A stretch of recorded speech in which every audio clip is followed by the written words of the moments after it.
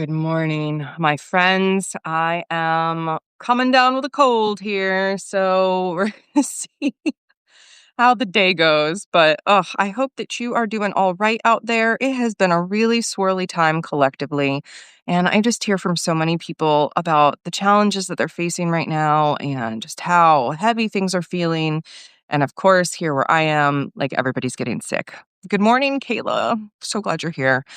So, as usual with our Monday morning vibe checks, I'm going to pull some cards, and don't think I have pulled from this deck for a Monday morning vibe check. I'm not sure, but I felt a very strong pull from the Divine Masters this morning. They really want to help and support during these swirly times. And I just want to say about Divine Masters, your unique views on them is your unique views on them. They might be gods, goddesses to you. They might be people who used to live and walk the earth, in some cases, many of them. And they might be just an archetype that you want to work with. But the divine masters are here to help us step into various parts of our humanity and really take care of ourselves and our energy, our spirit, etc.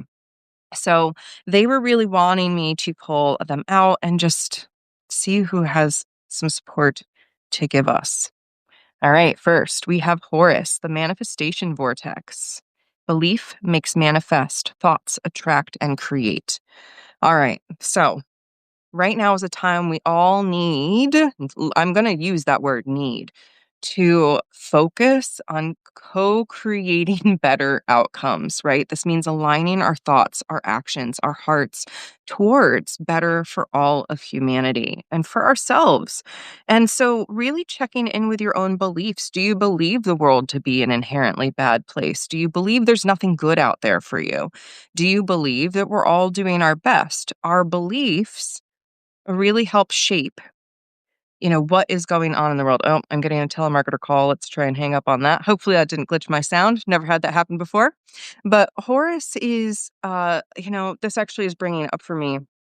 When I first got into meditating, I was actually working with Thoth and some of the other Egyptian pantheon, and they have a lot of wisdom to share with us, right? Being one of our most ancient cultures whose gods, goddesses, and ways of life have somehow still made it through into modern times, right? We still have this fascination with the Egyptian times and culture. So work with Horus if you need some support for manifesting from a more seated place of positive belief.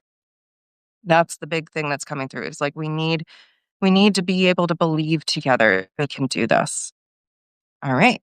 Our next card is Hanuman, devoted warrior. So Hanuman, devoted warrior. Let God's love hold you in strength. So again, whether you believe in deity or archetypes or God doesn't really matter here. How can you work with the energy? So Hanuman is a warrior of the divine. And you are being invited to remember your intersection between your humanity and your divinity so that you can be held in strength through whatever you are going through. We're all going through something personally and collectively right now, but we need to be able to hold ourselves in strength. So love holds us in strength. If it's not God's love, right? Maybe it's your self-love, maybe it's the love of the planet, maybe it's the love of your family, your friends. Accessing love and remembering that is what gives you strength. All right. And last but not least, who else wants to assist us? Okay. Oh, a big stack came out. So let me assess here. Yes. No. Yes. Okay. All right. We've got Guru Ram Das, miraculous moment, harmony surrounds you, expect miracles. So I mean, I'm going to hope for this for all of us collectively, that there are miraculous moments coming up, that things are going to shift in our highest favor. And that I really feel like has to do also with Horus and really holding the belief that that is possible, which I know can be so challenging when we're facing just awful things in the world, when we're going through our personal trials. So Ram Dass is reminding us that harmony does surround us when we look for it. There's harmony in nature. There's harmony in biodiversity, right? There's harmony in the relationship between our body, mind, emotions, spirit, and higher self. So I would love for all of us to expect miracles and to hold this frequency that amazing, miraculous things can come through because it's already a doozy of a day. I'll talk about that in a minute. But we had another extra card come out here, and it was Jesus, acts of service. When you serve, the universe serves you.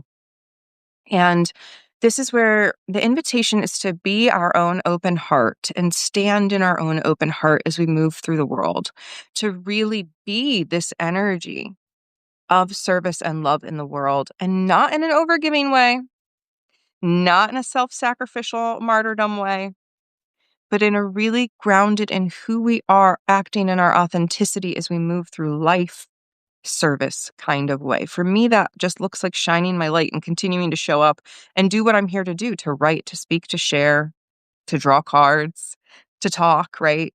Um, so what is your service? What is your heart of service to the world? What lights you up when you give it? And how can you give more of that and receive more in return? So it is so important to remember, because again, that's the other part of this. The universe serves, when you serve, the universe serves you. So if you're not feeling in alignment, how can you shift your perspective, look in another direction and try something new? You don't have to keep doing things the way you have always done them. So that is our vibe check. Our collective cards, again, as a little recap here. We've got Horus reminding us that we are manifestors and our beliefs matter. Hanuman, the devoted warrior, reminds us that love is our strength. Guru Ram Das reminding us that miracles are here every moment and harmony surrounds us. And finally, Jesus, acts of service, really allowing ourselves to give from a rooted, grounded place so that the universe can give right back. So, before I wrap today, as always, I like to give a little update on where I'm at, what's going on in my world, and also how you can join me for some fun things. So, as I mentioned right at the beginning of the live, unfortunately, my household is coming down with something, and my belief is that I am healthy, happy, and whole. So, somehow I've dodged the worst of it so far, but I have like 2 podcasts and a session today, a reawakening ritual. So, I am trying to manage my resources and take all the vitamins and really nourish myself. So, I've been in a bit of a cleanse. Um, But other than that, the house saga continues. Fingers crossed. We might have contractors in the house today working on things. They were supposed to, but communication's been really choppy, just all around. So I'm holding the highest vision for that. And let's see. The cats have been cats, and I'm a little bit at my wit's end with what to do with that. But other than that, I have no major obstacles, just some illness, some cats, and some house stuff. And I'm just really excited because the winter solstice is coming up. Dr. Melissa Bird and I are celebrating that on December 18th with a group on Zoom. That's part of our seasonal shenanigans series. And I just want to put that out there again because I, of course, know not everybody sees all of the posts, and I know I need to keep sharing. I can't be in the habit of sharing once and then running away as I have been in past years, this year included, honestly. But Seasonal Shenanigans is our lovely full year round Wheel of the Year ritual series. It is, I think, really fun and very nourishing, and it is shadow work, but I feel like it does it in a lighter way. These rituals are approximately 90 minutes on Zoom. And Dr. Bird and I just kind of channel, we riff off of each other, we go with the flow, but there's always journal prompts, there's always card readings, there's always some kind of grounding prayer, and then there's always some kind of guided meditation experience that I channel in the middle of it. And it's just such an authentic flow in the moment with spirit. And I'm really excited for the whole year ahead. So If you're interested in seasonal shenanigans, of course, one ritual is $40. Winter solstice is the next one on December 18th. I will not be doing a moon ceremony because we're celebrating the dark moon with the winter solstice. But the full year ahead is $250.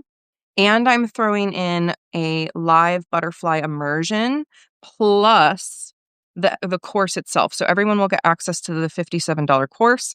And then in February, I'm going to run a live immersion where each week we go through one of the phases of the butterfly as we sort of emerge towards spring. This will be our final winter, like, shadow clearing activity.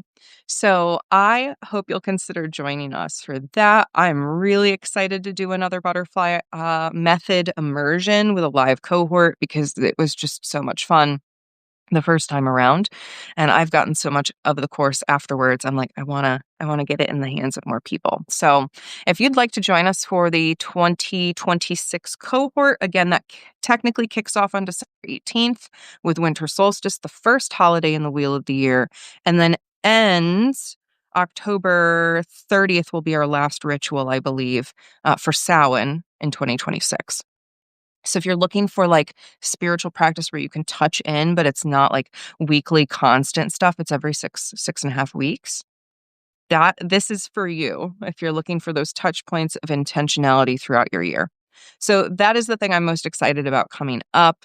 And just in addition to seeing the beautiful Yule spirit all about and honoring this winter, it's already been a doozy. Speaking of which, I mentioned it's already been a doozy of a morning. Between the sickness in the house, unfortunately, our dear friend was bringing over a wood chipper, wood slicer, wood chopper. I butcher it every time, but the thing that's the wood splitter. I was like, yes, the thing that splits the wood splitter. So she was bringing over the wood splitter, and she popped a tire on it on a back road. So my dear Justin is out trying to help her with that right now, and I'm sending them warmth and love. Let's all just send them warmth and love because I hope it all goes smoothly. And now Madam is here to beep at us. So I think that's where I'm going to wrap us up for the day. I hope that your week can be more easeful than it might feel right here in this moment, and that whatever you are going through, you love yourself tenderly and with the greatest compassion, because that is really what we need right here, right now. All right, my friends, I love you so much. I see you, I believe in you, and I'm cheering you on. And now I'm going to go power through 2 podcasts in a session, and hopefully my body will continue to stay as healthy and whole as it is right here, right now. All right, bye for now, my friends.